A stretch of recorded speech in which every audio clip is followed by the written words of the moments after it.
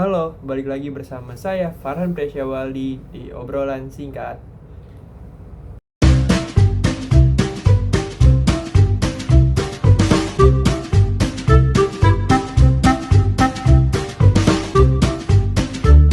Ributnya dulu kan, setiap kali saya buat kebijakan ribut kan, ya kan, itu udah jelas.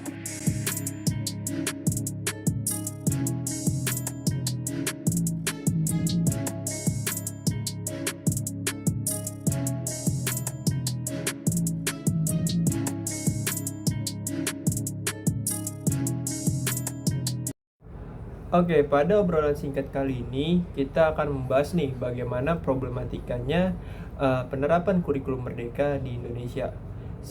Bagi yang belum tahu, kurikulum merdeka adalah kurikulum yang memberikan pengajaran kepada peserta didik agar memilih pelajaran sesuai minat dan bakat. Peserta didik dibebaskan secara mandiri agar sesuai dengan kebutuhannya di masa depan. Misalnya peserta didik ingin menjadi sains nih, berarti dia hanya memilih pelajaran-pelajaran yang berhubungan dengan sains. Sedangkan guru di kurikulum merdeka sendiri adalah sebagai alat untuk menunjang agar peserta didik mampu mencapai cita-citanya dia nih, atau memilih minat dan bakatnya yang sesuai dengan kemauan dia sendiri. Sebenarnya secara filosofi kurikulum merdeka itu sangat bagus. Kenapa sangat bagus? Karena seperti yang kita tahu, kepintaran setiap peserta didik itu berbeda-beda. Ada yang pintar matematika, ada yang pintar bahasa, ada yang pintar sains. Sedangkan kurikulum merdeka sendiri itu berfokus pada peserta didik sendiri. Jadi peserta didik bisa fokus mengembangkan minat dan bakatnya. Nah, kurikulum merdeka sendiri itu sudah dipraktekkan nih di negara Finlandia, dan ternyata negara tersebut sudah berhasil dan menciptakan SDM yang sangat bagus. Melihat Finlandia telah berhasil, Nadiem Makarim tuh mengambil filosofi kurikulum merdeka dan diterapkan di Indonesia. Namun yang kita tahu eksekusinya itu agak berhasil. Kenapa agak berhasil? Mungkin nanti kita jelaskan. Terdapat banyak kelebihan dan kekurangannya dari beberapa kebijakan dari kurikulum merdeka. Nah, mengapa sih negara Finlandia itu berhasil menerapkan kurikulum merdeka? Karena mereka tuh telah memiliki sumber daya yang bagus, kebijakan-kebijakan yang bagus, guru-guru yang bagus, sekolah-sekolah yang bagus. Sedangkan Indonesia mau menerapkan dengan hasil yang sama, tapi dengan perbedaan yang sangat signifikan. Bisa kita lihat sendiri di mana SDM kita diberikan kebebasan untuk memilih sesuatu. Sedangkan banyak peserta didik yang diberi kebebasan malah melakukan yang kayak, ya udahlah, kan gue bebas ini memilih sesuatu, tapi dia tidak bertanggung jawab atas pilihannya. Lalu banyak guru juga yang tidak sesuai standarisasi dari pemerintah.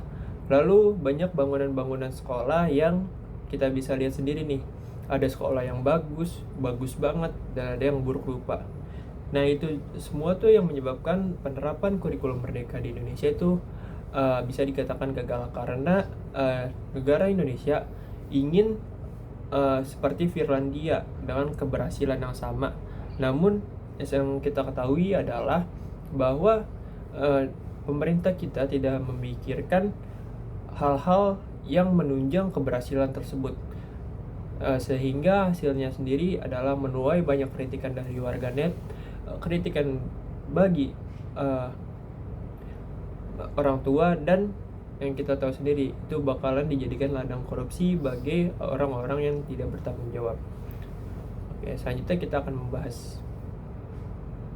Ini kontroversi penerimaan peserta didik baru. Di Tangerang, ada orang tua yang mengukur jarak dari rumah ke sekolah terdekat untuk buktiin kecurangan PPDB. Meskipun jarak dari rumah ke sekolah nggak sampai 100 meter, anaknya nggak keterima di sekolah itu. Diduga ada beberapa kecurangan PPDB kayak numpang kartu keluarga, beli kursi udah kayak beli tiket bioskop, pungutan liar, dokumen-dokumen yang nggak sesuai, dan juga anak titipan.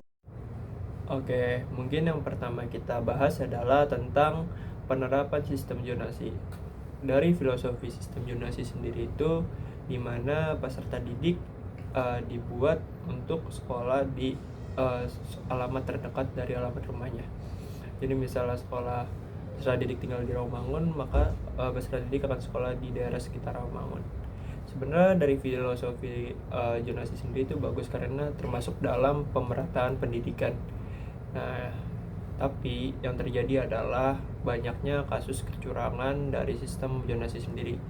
Mungkin nih kalau misalnya sebagian rakyat Indonesia akan setuju bahwa sistem zonasi sendiri ini dihapus karena ada ketidakadilannya sendiri. Kenapa ketidakadilan? Karena misalnya rumahnya dia di Rawamangun, tapi di daerah sekitar Rawamangun sekolahnya termasuk yang kurang. Dia ingin pilih nih ke sekolah yang di daerah Pulau Gadung atau ke daerah-daerah lain.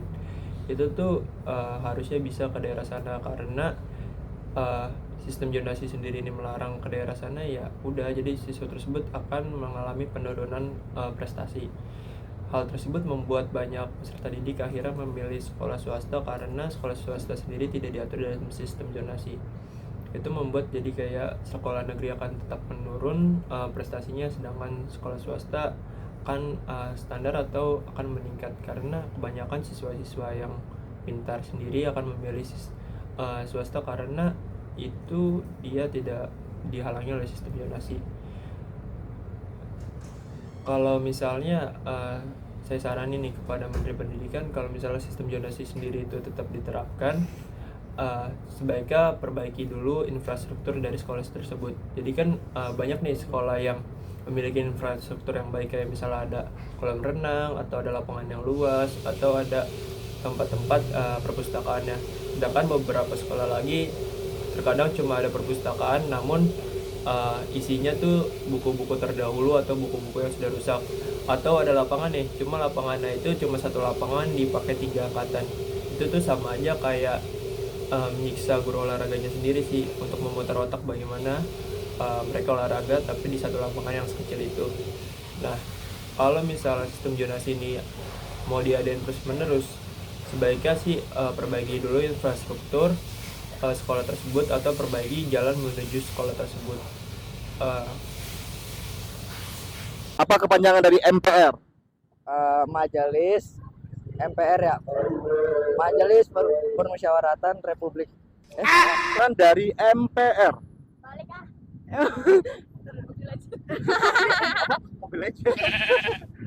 Sebut negara-negara yang ada di Eropa, nanti orang terakhir bakal menang 200.000, tapi kalau nggak bisa jawab atau salah, itu keluar. Mulai dari kamu, 1.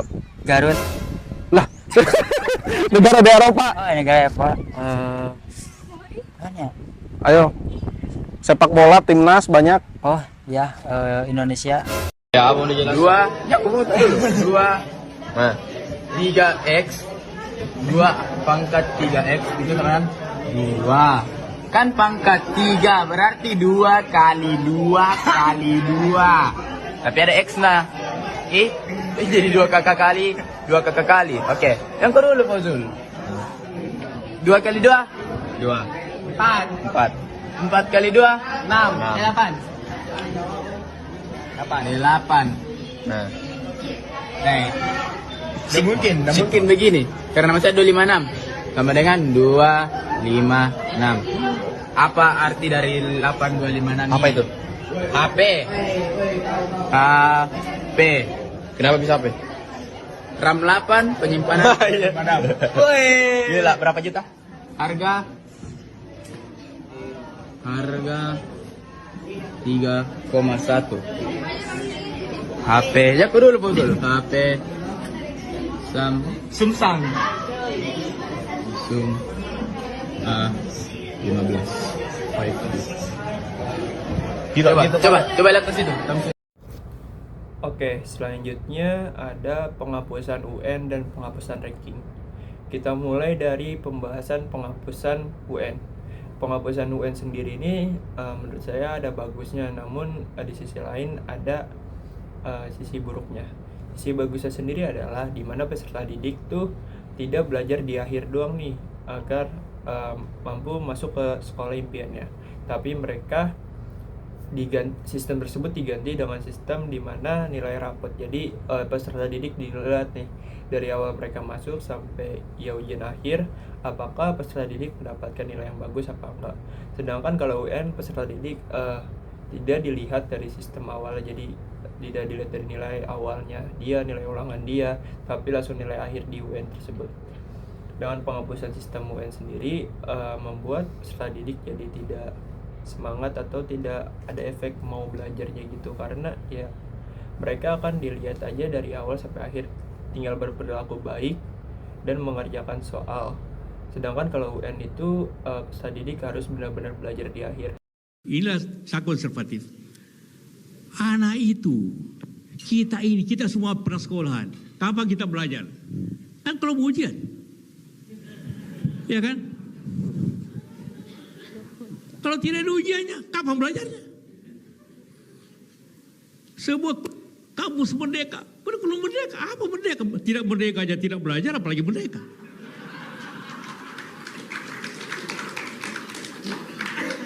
Dibantai kiri kanan, enggak saya bilang. Kita konservatif aja karena menghadapi 70.000 siswa. Bagaimana Anda merdekakan 70.000 siswa? Penghapusan UN sendiri juga sebenarnya bagus karena tidak semua peserta didik akan memiliki mental yang sama ketika UN. Jadi sebenarnya UN itu tuh kalau misal kalian memiliki mental yang bagus, kalian kemungkinan besar akan mendapatkan nilai yang bagus. Tapi mental doang sih tidak berpengaruh. Tapi balik lagi, dengan penghapusan UN maka kompetisi antar orang peserta didik juga tidak ada artinya. Lalu penghapusan ranking itu sebenarnya bersama ya kayak penghapusan UN. Penghapusan ranking sendiri tuh memiliki dampak yang jelek. Jadi tuh kayak tidak ada kompetisi sama sekali nih. Jadi kayak walaupun lo belajar bagus, saya belajar bagus juga, ya buat apa? Kayak lu nggak belajar, gua belajar. Tapi kan nggak ada yang bisa dibanggain karena penghapusan ranking tersebut. Tapi sisi baiknya adalah membuat mental siswa tuh jadi lebih baik. Kenapa lebih baik? Karena itu meminimalisir terjadinya bully. Kenapa meminimalisir terjadinya bully? Karena banyakan bully itu mengejek nilai siswa. Jadi misalnya kalian mendapatkan ranking paling bawah, pasti kayak kalian tidak dapat teman sekelompok, dijauhi teman, pasti kalian dikata-katain kayak misalnya susah diajak ngobrol atau lain-lain hal. Jadi itu dengan penghapusan sistem ranking sendiri sebenarnya ada bagusnya, cuman balik lagi dengan penghapusan sistem UN dan penghapusan sistem ranking membuat siswa sendiri itu males untuk belajar. Biasa kasihannya, karena gajinya segitu, kewajibannya mendidik masa depan agar siswa-siswanya menjadi besar, itu tertahan oleh sistem, oleh administrasi yang gak masuk akal. Jadi mentalnya banyak yang bermasalah, sistem kita bermasalah. Jadi kalau misalkan tadi dipertanyakan seperti itu, maka dalam hal ini masuk akal. Kenapa guru-guru kita menjadi seperti itu? Oke, selanjutnya mungkin ada sedikit curhatan-curhatan sendiri.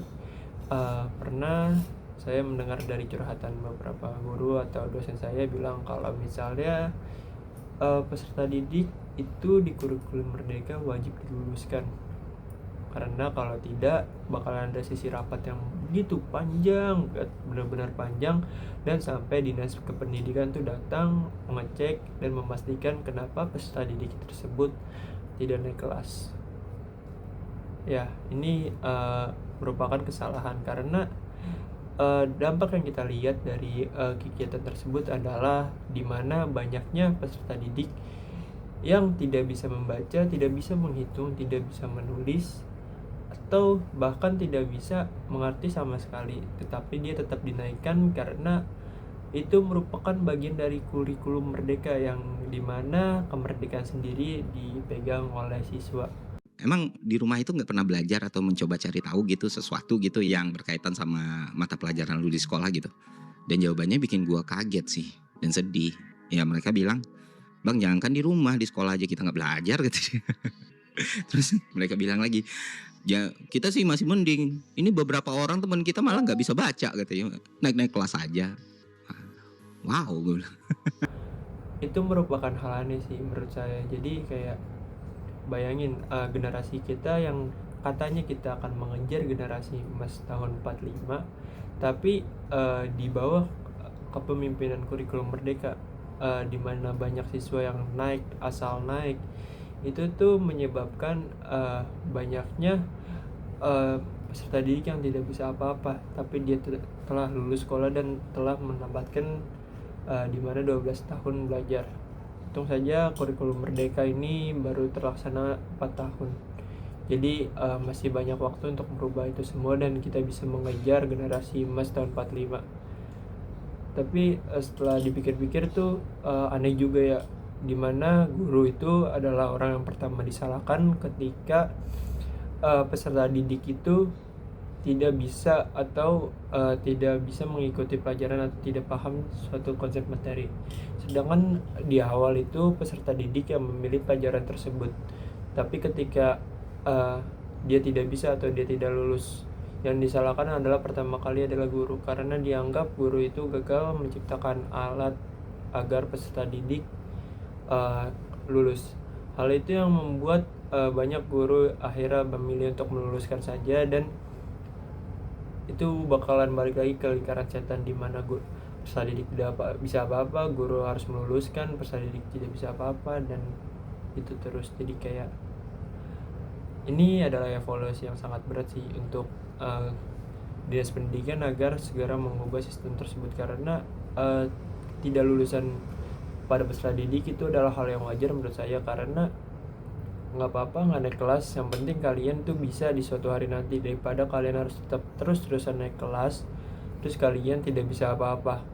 Ya balik lagi nih statement Nadiem Makarim di mana pendidikan kembali ke zaman kereta berjalan yang kita tidak tahu kecepatannya dan kapan berhentinya.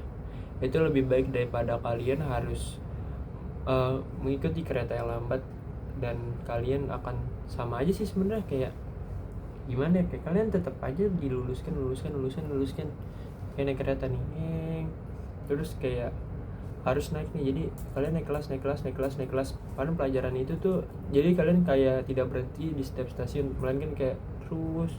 Sedangkan kalau misalnya dulu kayak kalian naik kereta nih dengan kecepatan yang sama tetapi berhenti di setiap stasiun, jadi jika kalian tidak bisa, bahkan itu kalian tetap di stasiun tersebut. Kalau misalnya sekarang kayak misal kalian nggak bisa, kalian tetap akan terus ke stasiun selanjutnya. Jadi ya mendingan kalian berhenti di stasiun tersebut untuk mengulang mata pelajaran yang kalian tidak kuasai, daripada kalian harus sampai finish tapi kalian tidak tahu apa-apa di perjalanan. PJMN untuk skor membaca di 396, sedangkan untuk skor PISA di tahun 2022 di 359, ini turun ya 12 poin dari tahun 2018. Lalu selanjutnya untuk matematika pemirsa. Nah pemerintah dalam RPJMN menargetkan skor 388, sedangkan skor PISA di tahun 2022 ini berada di 366, turun 13 poin dari tahun 2018. Lalu selanjutnya pemirsa untuk sains ya, untuk sains kita lihat target RPJMN di angka 402, sedangkan hasil skor PISA di tahun 2022 ini di angka 383, angka ini turun ya 12 poin. Warga kami yang turun ke bawah, kami lihat air mata rakyat masih hari ini masih ada Pak. Anda boleh bangga ditepuk tangan di PBB, tapi bagi kami tidak. Kami tidak bangga sama sekali. Oke, yang terakhir mungkin kita akan bahas dari pendapatnya para menteri dan mantan wakil presiden kita, di mana mereka semua memberikan rapor merek kepada Nadiem Makarim, dan banyak warganet yang mengkritik tentang kebijakan Nadiem Makarim ini. Ya kita lihat video Yusuf Kala tentang pengkritikan